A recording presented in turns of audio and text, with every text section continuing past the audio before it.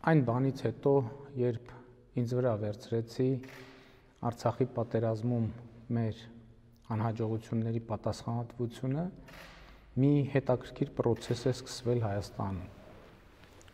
ով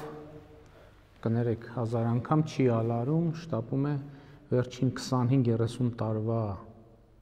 իր եւ մեր բոլոր սխալների պատասխանատվությունը հրել դեպի ինձ, դեպի գործող կառավարություն։ Բանը հասել է այնտեղ, որ այն մարդով Լեռնային Ղարաբաղը դուրս է թողել բանակցային գործընթացից եւ բանակցությունները տեղափոխել Հայաստան-Ադրբեջան հարթություն, մեզ մեղադրում է նրանում, որ Ղարաբաղի հարցը տարածքային վեճի կոնտեքստ է ստացել մեր վարած քաղաքականության պատճառով։ Հարցը տարածքային վեճի կոնտեքստ ստացել է այն ժամանակ, երբ Հայաստանը սկսեց բանակցել Ղարաբաղի փոխարեն։ Եվ այդ փաստը ուշադրություն դարձրեք, տեղի է ունեցել ավելի քան 20 տարի առաջ։ Մեզ մեղադրում են նրանում, որ միջազգային հանրությունը Ադրբեջանի այս տարվա ագրեսիան ընդդեմ Ղարաբաղի ընկալել է որպես սեփական տարածքային ամբողջականության վերականգնում։ Ու այս մեղադրանքը հնչեցնում է մի մարդ, ում կառավարման օրոք, երբ միջազգային հանրությունը Հայաստանին մեղադրում էր փաստաթղթավորված Ադրբեջանի տարածքները օկուպացնելու մեջ, ինքը հայ հանրությանը բացատրում էր, որ դրանում ոչ մի վտանգավոր բան չկա, որովհետև երբ մտնում ես օդանավի զուգարան, կներեք հազար անգամ, եւ փակում դուռը, գրվում է occupied, այնպես որ օկուպացված բառի մեջ ոչ մի սարսափազդու բան չկա։ Ես կռահում եմ, որ հիմա շատերը զարմացած նայում են, թե ես այս ինչի մասին եմ խոսում։ Իսկ ես խոսում եմ բաների մասին, որոնք 2000-ականներին հայտնի էին Հայաստանի յուրաքանչյուր քաղաքացու, որովհետև ամենաբարձր մակարդակով տրված բացատրություններ էին Հայաստանի դիվանագիտական անհաջողությունների մասին կամ ասելով, որ դրանք այդքան էլ անհաջողություն չեն։ Բայց ժամանակը երևի ջնջում է հիշողությունը ու առնվազն մթագնում է ու ոմանք որոշել են օգտվել այդ առիթից։ Նկատի ունեմ միջազգային հանրության այդ վերաբերմունքը 2025 թվականին չի ձևավորվել,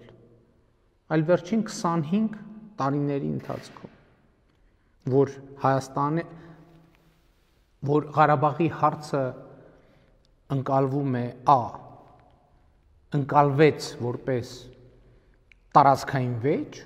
եւ դա դարձավ մեր ամենամեծ խնդրեմը եւ որ Հայաստանը կամած միջազգային հանրության կողմից սկսեց ընկալվել որպես օկուպանտ։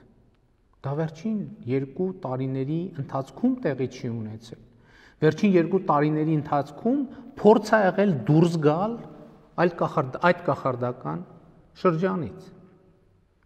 Մեզ մեղադրում են, թե Հայաստանի դիվանագիտական ձախողումներ պատերազմը։ Ոչ ոք հարց չի տալիս, թե Ղարաբաղի հարցից, Ղարաբաղի հարցում Հայաստանը այդ երբ եւ ինչպիսի դիվանագիտական հաջողություն է ունեցել ինստիտուցիոնալ բանակցությունների մեկնարկից ի վեր։ Դիվանագիտական հաջողությունը 1995 թվականի ԵԱՀԿ Լիսաբոնյան գագաթաժողովն էր, որտեղ Արցախյան պատերազմում մեր տարած հաղթանակից անմիջապես հետո միջազգային հանրությունը ըստ էության ի ցույց դրեց իր մոտեցումը, որ Ղարաբաղը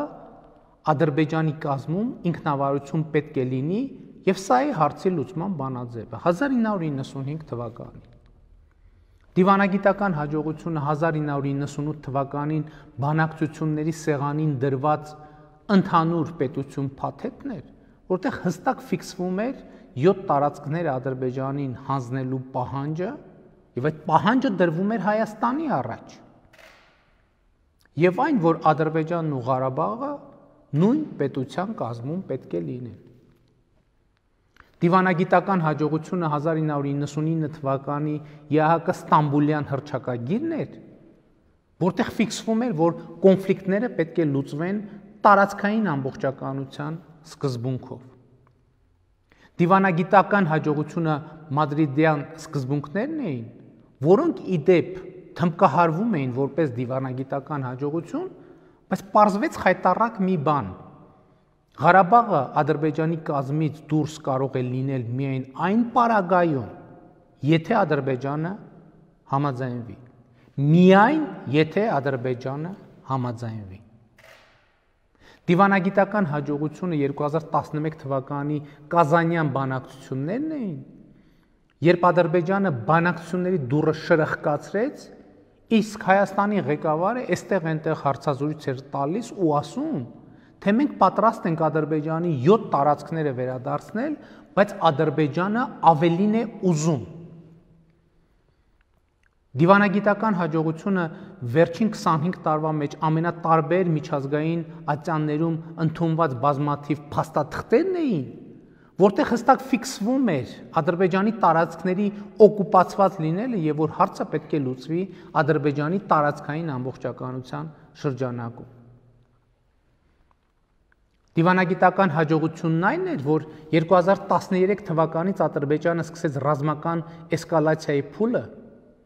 ու ըստ էության ոչ ոք չէր դատապարտում նրան դրա համար։ Ինչու՞։ Շատ պարզ պատճառով, որովհետև երբ մտնում ես, կներեք ես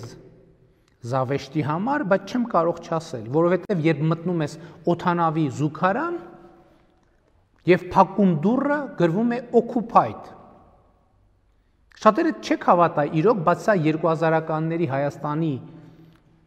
բանակցողի հրապարակային արտահայտությունից գրեթե բառացի մեջբերում է։ Այս մակարդակով դիվանագիտություն վարածները եկել են մեզ այսօր ասում են,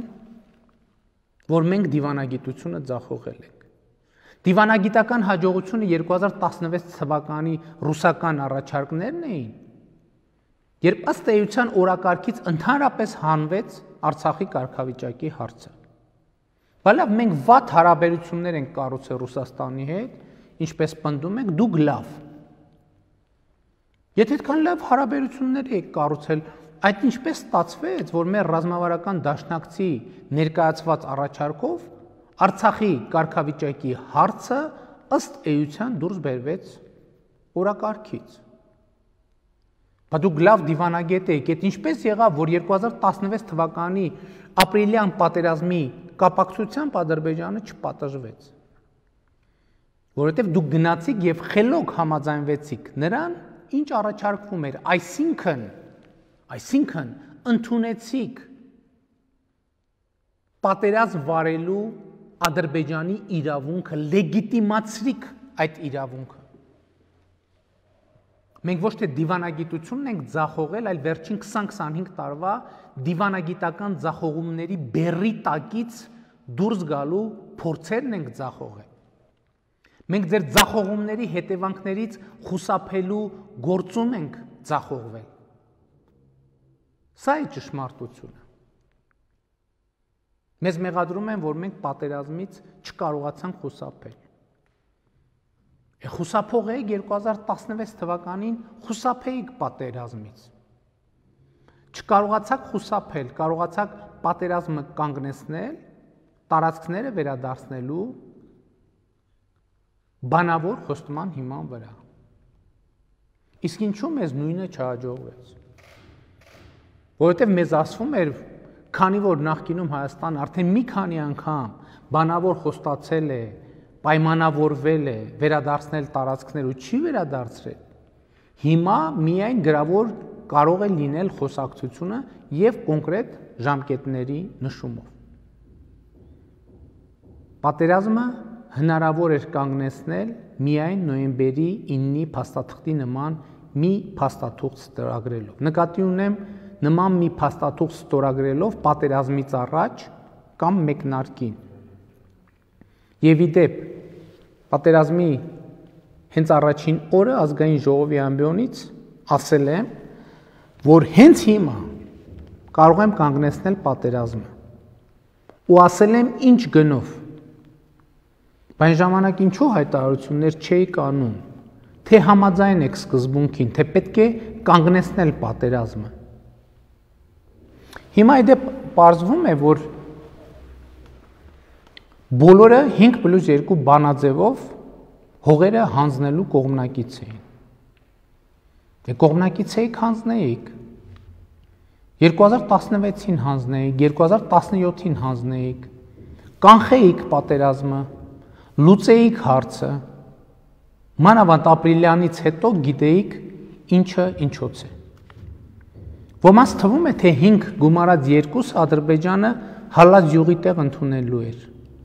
Դա դեռ նախնական առաջարկ էր, դա դեռ պետք է քննարկվեր, գրվեր, համաձայնեցվեր, ստորագրվեր։ Արդեն հանրահայտ մեթոդով, որ պահին Հայաստանը համաձայնվեր ինչ որ մի տարբերակի, Ադրբեջանն ավելին էր ուզելու, Շուշի, Լաչին եւ այլն, եւ ես ապշած եմ ուղակի ոմանց վրա, ովքեր իրենց մեծ դիվանագետ համարելով այս պարզ բաները չեն հասկանում կամ չեն ուզում հասկանալ։ Մեզ մեղադրում են նրանում, որ Թուրքիան մտավ Ղարաբաղի հարցի մեջ։ Կներեք, Թուրքիան Ղարաբաղի հարցի մեջ մտել է ֆուտբոլային դիվանագիտության հետևանքով։ Երբ հայկական դիվանագիտության ձախողման արդյունքում հայտարարեց, որ Հայաստանի հետ հարաբերություններ չի հաստատի, քանի դեռ Ադրբեջանի տարածքները օկուպացված են։ Եվ մտավ Ղարաբաղի հարցի մեջ, սա 10 տարի առաջ է տեղի ունեցել։ Անհետ մեղադրանքների հաջորդ խումբը վերաբերվում է բանակը իբր քանդելուն, թե մենք եկանք 2 տարվա մեջ բանակը քանդեցինք։ Մենք մեղադրում են, թե ինչու օդը չփակեցիք կամ ինչու օդը փակ չէր։ Օդը ճակերտավոր փակ էր, պարոնայք եւ տիկնայք, որովհետեւ 2017 թվականին հայոց բանակի համար 42 միլիոն դոլարով, 42 միլիոն դոլարով ձեռք էին բերվել սարքեր, որոնցով օդը փակվել էր, պիտի փակված համարվել, բայց ավելի ուշ պարզվեց, որ այդ սարքերը չեն աշխատում պարզապես, չեն աշխատում ուղղակի, բայց գնվել են 42 միլիոն դոլարով։ Այս գնման համահեղինակը իբր սենսացիոն բացահայտում է անում, ասում է Սու-30-ների համար ինձ ժամանակին ատկատ էին առաջարկել, բայց ես հրաժարվել եմ գործարքից։ Հարց. իսկ 42 միլիոն դոլարանոց չաշխատող սարքերը առանց ատկատի է գնել։ Էդով կհավատա, որ չաշխատող սարքը 42 միլիոն դոլարով գնվել է բարի մղումներով եւ ազնվության շրջանակներում։ Եվ այս փաստից ուշադրություն շեղելու համար արդեն մի քանի ամիս թեմա են դարձրել ԱՍԱԿ համակարգերի գնումը մեր կողմից։ Իբր դրանք անարդյունավետ զենք են։ Նախ այդ գնման որոշումը կայացվել է բազմակողմանի քննարկման արդյունքում։ Երկրորդը դրանով բազմաթիվ թիրախներ են խոցել։ Ընդ որում, իսրայելական Հերմես 900 անօդաչու թռչող սարքը, որը խոցվել է հուլիսին Տավուշում, առաջին անգամ եւ որի խոցումը դարձավ համաշխարհային սենսացիա, ահա այդ խոցումը տեղի է ունեցել ԱՍԱԿ համակարգով։ Հիմա մեր առաջ հարց են դնում, ասում են, ինչու չեք սա գնել բանակի համար, ինչու չեք նա գնել բանակի համար։ 2.5 տարվա ընթացքում մենք ինչ հասցրել գնել ենք։ 2.5 տարվա ընթացքում մենք պետք է զինվորականների աշխատավարձը բարձրացնեինք, զինվորների սննդի հարցը լուծեինք, զինվորի կոշիկի ու վարտիքի հարցը լուծեինք, արկեր գնեինք, որոնք չկային, ավտոմատներ գնեինք, որոնք նորմալ չէին, փամփուշտներ գնեինք, հոբ միջոցներ գնեինք, այո ինքնաթիռներ գնեինք։ Այո, մենք պետք է գնեինք այն ամենը, ինչ վերջին 20 տարվա ընթացքում պիտի գնվեր ու չէր գնվել։ 2 տարվա ընթացքում մենք պետք է գնեինք այն ամենը, ինչ 20 տարվա ընթացքում պետք է գնվեր ու չէր գնվել։ Լավ, մենք 2 տարվա մեջ 20 տարվա չգնացը չգնեցինք։ Իսկ դուք նախորդ 18-20 տարվա մեջ ինչու չեք գնել։ Այդ ինչպես է եղել, որ դղյակներ կառուցելը, կղզիներ գնելը, Եվրոպաներում առանձնատներ ձեռք բերելը, շվեյցարական բանկերում միլիոններ կուտակելը ավելի կարևոր է համարել, քան 2.5 տարվա մեջ մեր չգնացը 20 տարվա մեջ գնելը։ Որտեղ մտածել եք, որ օդանավի զուգարանի դուռը փակելիս, որ գրվում է occupied, ուրեմն ամեն ինչ լավ է լինելու։ Հիմա այլ ինչ-որ թեզ են դրել շրջանառության մեջ, թե պատերազմի 3-րդ օրը ինչ-որ որոշում եմ կայացրել, որը աղետալի հետևանքներ է ունեցել։ 15 օր այդ որոշումը փնտրում ենք ու չենք գտնում, որովհետև չկա նման որոշում։ Հիմա երևի այդպիսի ժամանակներ են, ցանկացած սուտ կարելի է ասել ու կանցնել։ Հիմա էլ մարտերում ձախողումների համար ուղիղ պատասխանատվություն են դնում ինձ վրա։ Վարչապետը մարդ է ղեկավարում կամ ղեկավարել։ Վարչապետը վաշտի հրամանատարի մակարդակով որոշումներ է կայացնում կամ թեկուզ գնդի հրամանատարի։ Վարչապետը միանձնյա որոշումներ է կայացրել։ Վարչապետը մի անգամ է միանձնյա որոշում կայացրել պատերազմի ընթացքում եւ այդ որոշման շնորհիվ 7-րդ պաշտպանական շրջանը իր տեղում է, որովհետեւ ոմանք խոճապի մեջ ուզում են 7-րդ պաշտպանական շրջանն էլ հանձնել։ Լավ է, գոնե հիմա խոստովանում են, որ այդ պատերազմը հաջող ավարտելու շանս կար։ Ինչով է կարևոր, նրանով, որ սա լրիվ անհույս ու խելագար պատերազմ չէր։ Բայց ինչու չեղավ հաջողություն։ Ինչ կապ ունեն այդ անհաջողության հետ այն վկայությունները, իմիջայլոց առաջնագծից եկած զինվորների վկայությունները, թե պատերազմի առաջին օրից ինչ որ մարդիկ առաջնագծով լուրեր են տարեցել,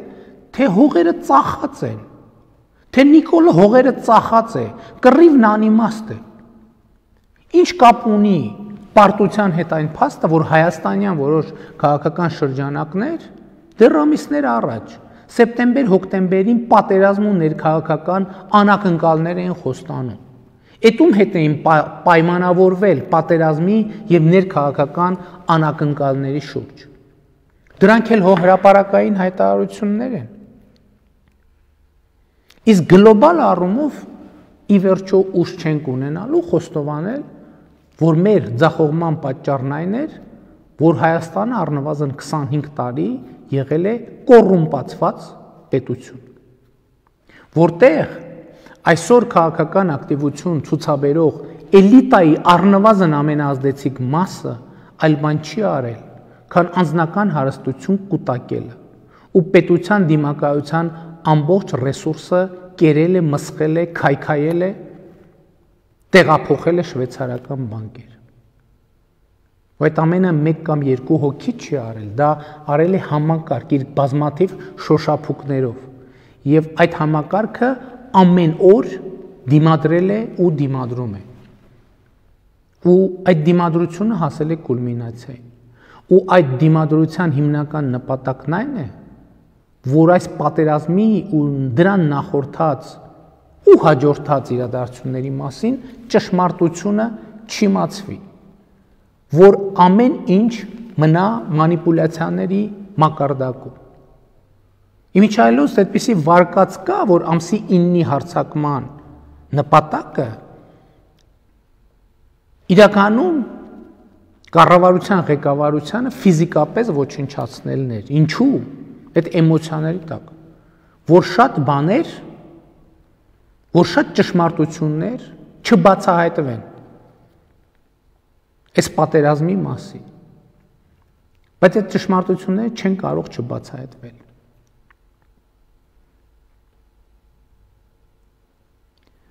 Ամեն դեպքում մեր անցած ճանապարհի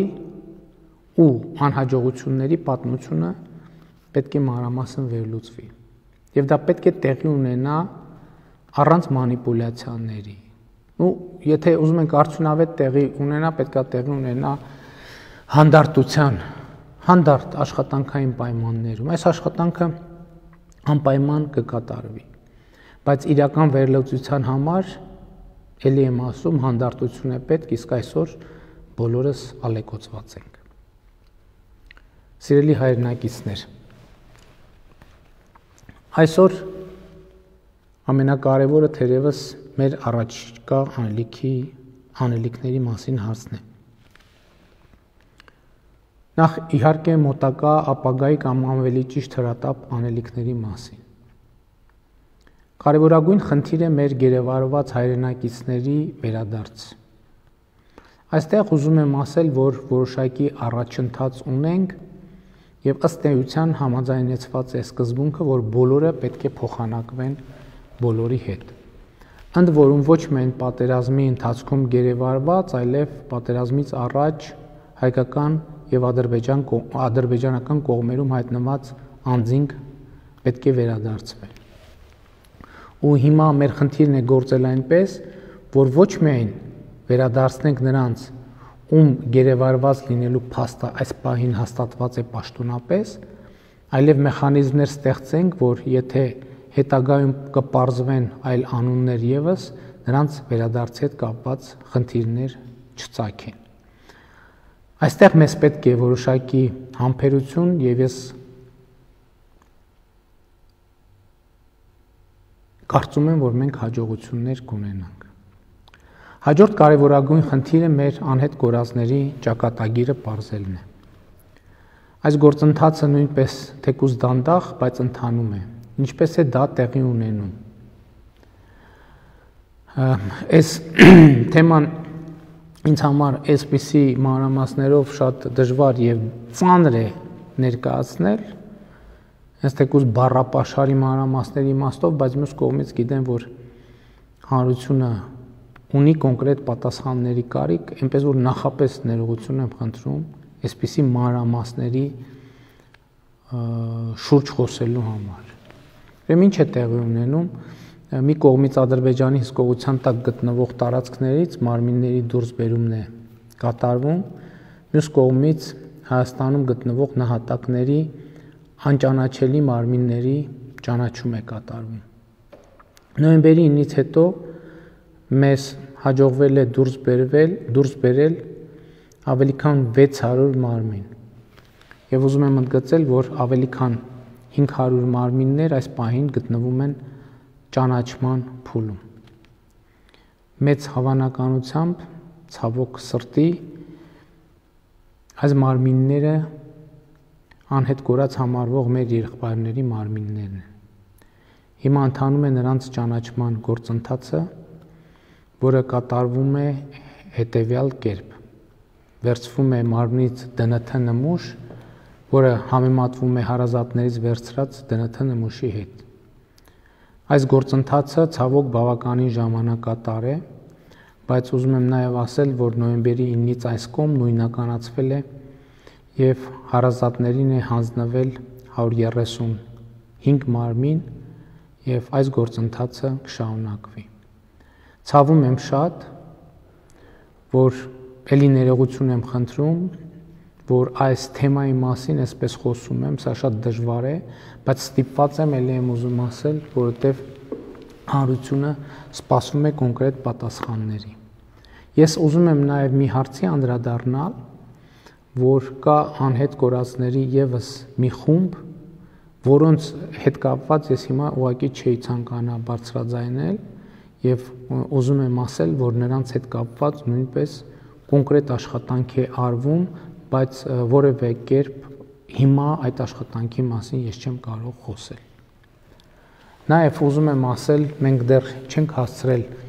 պետական մակարդակով խոնարհումի միջոցառումներ եւ սգո օրեր հայտարարել։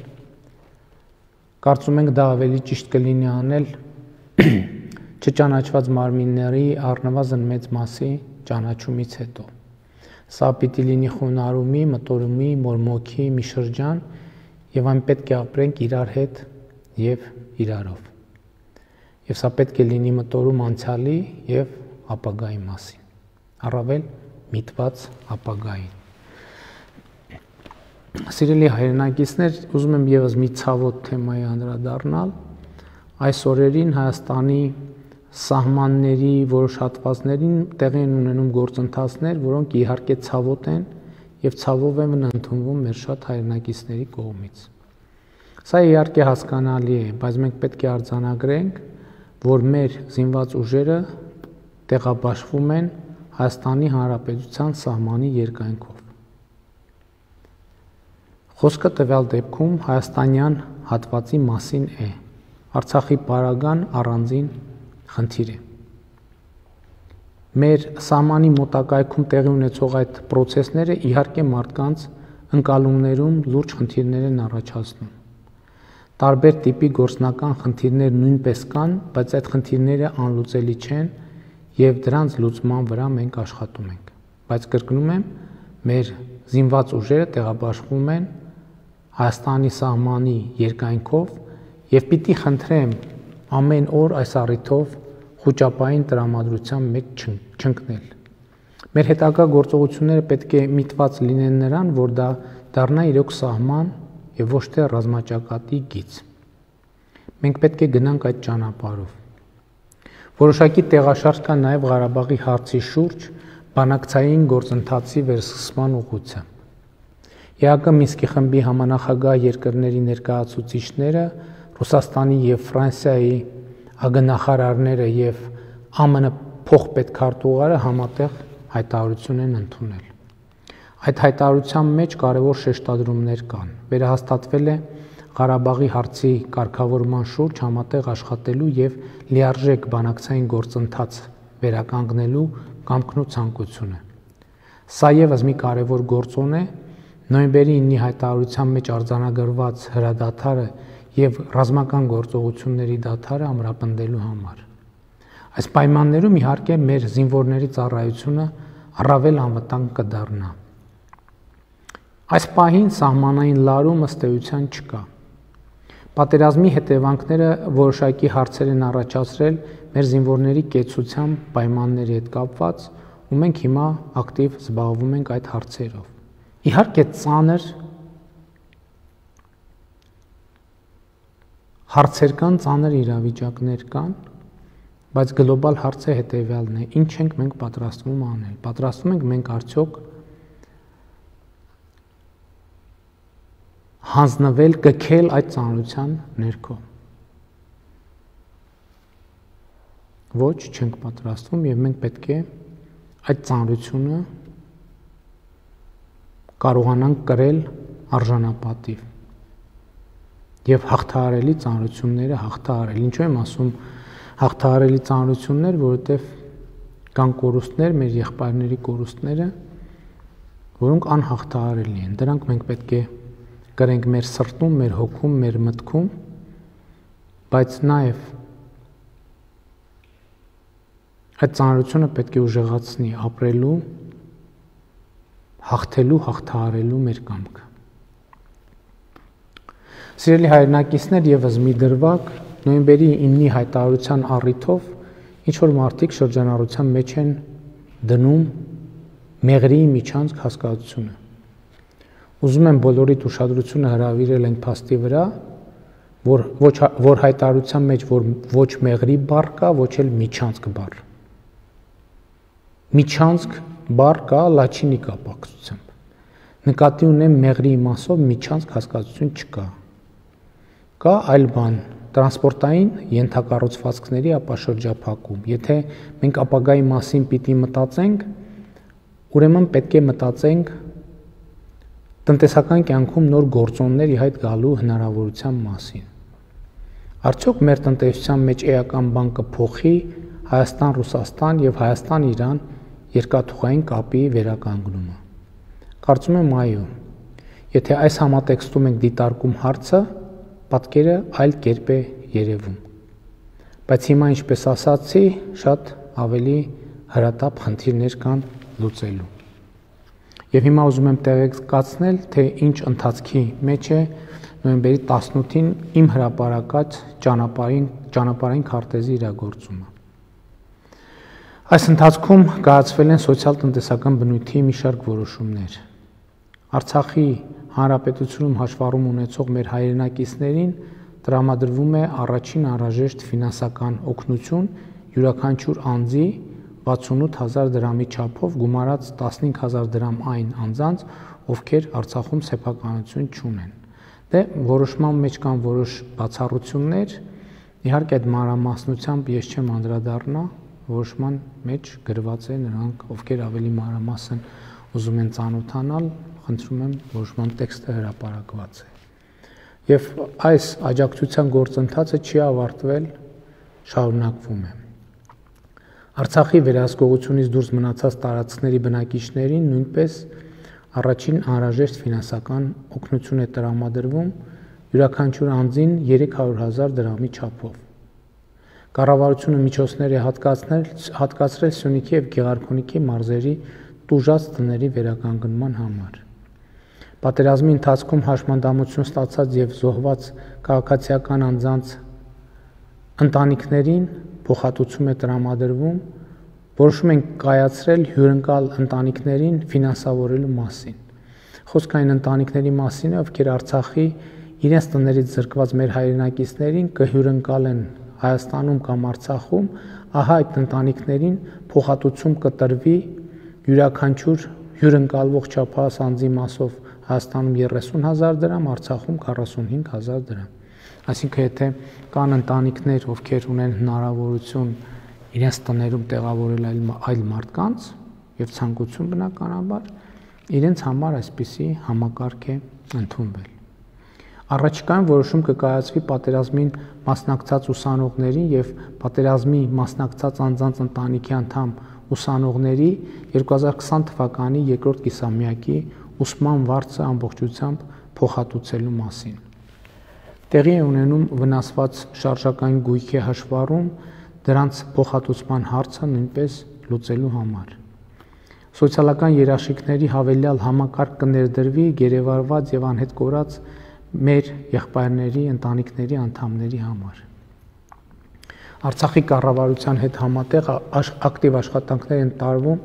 Արցախի բնականոն կյանքը վերականգնելու համար։ Արդեն մի քանի տասնյակ հազար արցախցիներ վերադարձել են եւ պետք է լուծվի տուժած տների վերականգնման, բնակարանից զրկված քաղաքացիների հարցերը։ Սա պահանջում է լարված աշխատանք եւ մենք վճռական ենք այս աշխատանքը անելու գործում։ Ճանապարհային քարտեզի իրագործումը, ինչպես եւ պայմանավորվել ենք, լինելու առաջիկա ամիսների մեր անելիքը։ Զուգահեռաբար ակտիվ աշխատանքներ են ընթանում հանրային կյանքի ամենատարբեր ոլորտներում դատական համակարգից մինչև կուսակցությունների մասին օրենք բարեփոխումներ իրականացնելու համար։ Այս ամենի նպատակը ոչ թե նա է, որ մենք կամ ես մնանք իշխանության, այլ որ ժողովուրդը մնա իշխանության։ Ինչ է սա նշանակում։ Սա նշանակում է, որ Հայաստանի քաղաքացիներ հնարավորություն ունենան ազատ կամ արտահայտմամբ ընտրել իրենց իշխանությունը։ Հիշեցնեմ, որ Հայաստանի պատմության մեջ միակ խորհրդարանական ընտրությունը,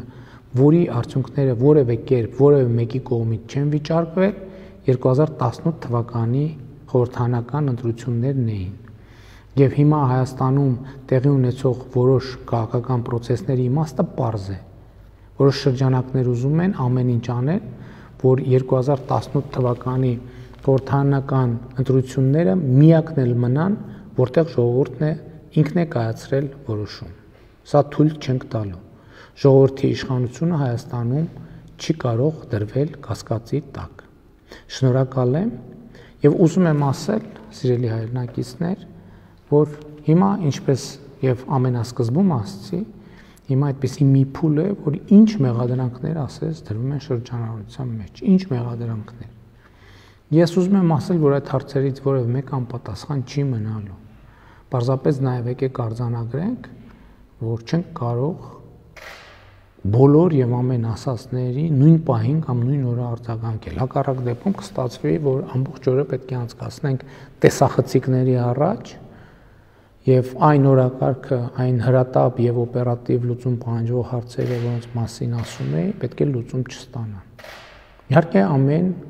այսօր ես անդրադարձա